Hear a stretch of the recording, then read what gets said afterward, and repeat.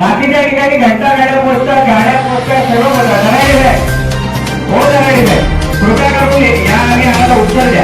आम्ही तुम्हाला स्पष्टपणे आतापर्यंत येऊन भेटतो, पण त्याच्यावर तुम्ही कर्मचारी आम्हाला मागणी दिले आणि काही कारवाई केली. ऐका, प्रत्येक नगरसेवकात आपले किती कर्मचारी आहेत ते प्रत्येक वार्डावर शिवाय त्याला प्रत्येकाला ते कशावर नाही करतात.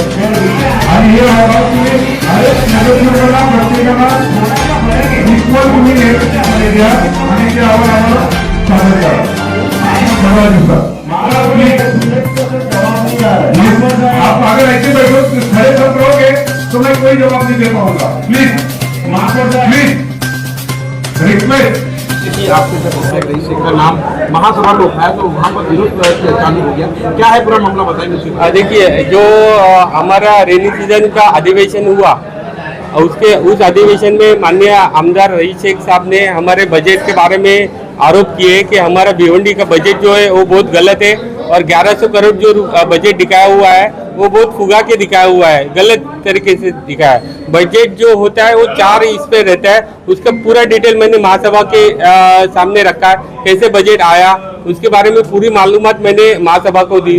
उनका कहना है जो 661 करोड़ का जो बजट एक्चुअली होना चाहिए, लेकिन 661 करोड़ सिर्फ भांडवली उत्पन्न है जो हमें आने वाला है, उस पे बजट नहीं होता. बजट जो होता है हमारा पिछला बैलेंस, हमारा कैपिटल इनकम, हमारा भांडवली उत्पन्न और हमारे लाइबिलिटीज, इसके चारों मुद्दे कंसीडर करके बजट होता है. उन्होंने जो मालूमात विधान परिषद में दी है बहुत गलत इंफॉर्मेशन था. यहाँ पर देखा गया कि कांग्रेस के नगर सेवकों ने जो है विरोध जताया, उस पर क्या कहना चाहेंगे? उनका काम था, उन्होंने उनके आमदार साहब था उनका बाजू रखने का कोशिश किया, लेकिन मैंने महापौर साहब को वही विनती की कि जो हमारे महानगर पालिका की बदनामी हुई वो सही है या गलत है, तो उसके बारे में उनके पास रिप्लाई नहीं था. आपने निषेध की बात कही थी, निषेध किस विषय को लेकर किया गया था? निषेध वही जो हमारे भिवंडी महानगर पालिका का बजट जो था वो हमारे 90 नगर सेवकों ने पूरे 8 घंटा चर्चा करके उसको बजट को मान्यता दी थी और वो बजट गलत ठहराने का काम आमदार साहब ने किया है.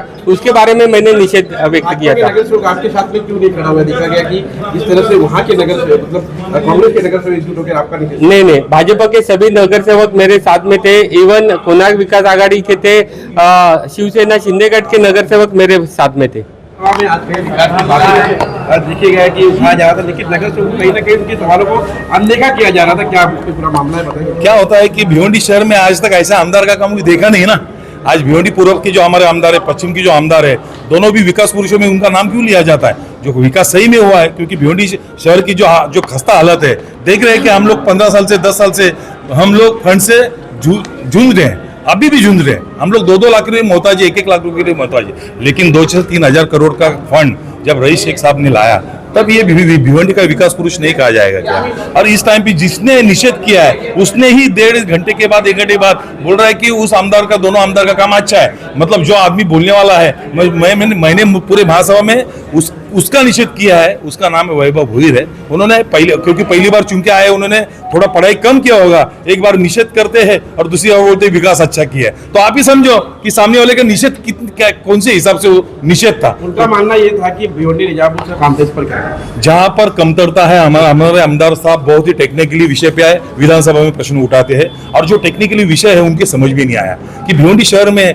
जो पैसा, जो अपनी जो निधि आनी चाहिए, जो फंड आना चाहिए, तुमको कैसा उसका फायदा किया जाए. और प्रशासन की तरफ से कोई प्रस्ताव कम ज्यादा होता है तो वहां पर प्रस्ताव कम ज्यादा होता है, वो बोलने की जरूरत है उधर, क्योंकि जो कमतरता है उधर हम लोग उधर वो सुधारना करेंगे जो हमने गलतियां की. इसके ऊपर भिवंडी का विषय जो स्टैंडिंग महासभा का सब चीज का एक ब्यौरा लेने वाले हमारे रईस शेख आमदार साहब है. वो विधानसभा में सिर्फ भिवंडी की आर्थिक स्थिति को बलकटी से पूरी करने के लिए उन्होंने जो मुद्दा उठाया था और ऐसे नगर सेवक का मैंने कड़ी निंदा में निषेध किया है, हमारे पूरे ग्रुप ने निषेध किया है. शानदार मार्केट का आपने शानदार मार्केट में जो वहाँ पर जो ऑडिट का मामला उजागर किया था कि भारी भ्रष्टाचार वहाँ पर हुआ है. आप जो है काउंसिल में चिल्ला रहे थे, लेकिन किसी प्रकार की सुनवाई नहीं हो रही थी. नहीं सुनी जाएगी. जिस दिन सुनी नहीं जाएगी उस दिन हाउस नहीं चलेगा. क्या पूरा मामला क्या? पूरा मामला कुछ नहीं है. एक चीज बताई गई रोड पे है, कितनी बिल्डिंग है वो भी आप जाके गिनो.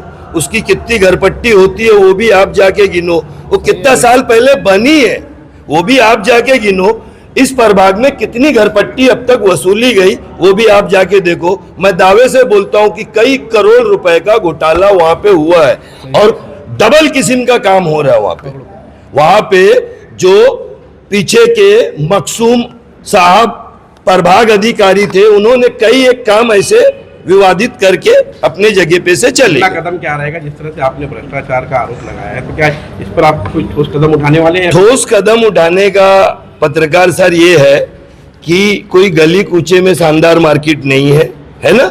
एक एक बिल्डिंग आप गिन सकते हो, उसकी घरपट्टी क्या होती है और अब तक कितनी वसूली गई। आपकी भूमिका क्या रहेगी इस पर? पूरा पैसा वसूला जाए, बिल्डर लॉबी को फायदा न दिया जाए, कोई चीटिंग ना होए, पूरी घरपट्टी वसूला जाए, जो उसका मालिक है उसके ऊपर FIR दर्ज होए और पूरा पैसा भराया जाए उससे। जब तक शानदार मार्केट की पूरी घरपट्टी नहीं वसूली जाती, जब तक वहां पे कोई दूसरा काम ना हो। 16 जनवरी को हम चुन के आए, ठीक है? 3 साल यहाँ पे लोग प्रतिनिधि नहीं थे, उसके पहले तो थे। तो 10-15 साल का आप लोग से मेरी गुजारिश है कि जो लोग थे उनसे चेक किया जाए, है ना? अब साल भर पहले बारिश में डॉक्टर साहब का सिराज हॉस्पिटल के पास में एक्सीडेंट हुआ था, हम लोग सब निंदा किए थे, है ना? रात में विलास पाटिल साहब की जो डामर की गाड़ी आती है वो डाली जाती है बाला कंपाउंड के टर्निंग से लेके सिराज हॉस्पिटल तक, ठीक है? डाली गई ना, वो अभी भी है।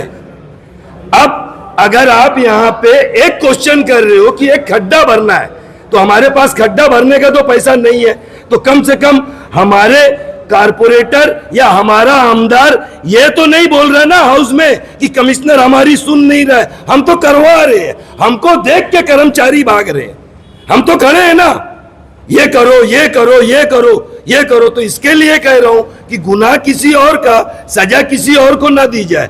हमारा क्वेश्चन आंसर शुरू होएगा 16 जनवरी से।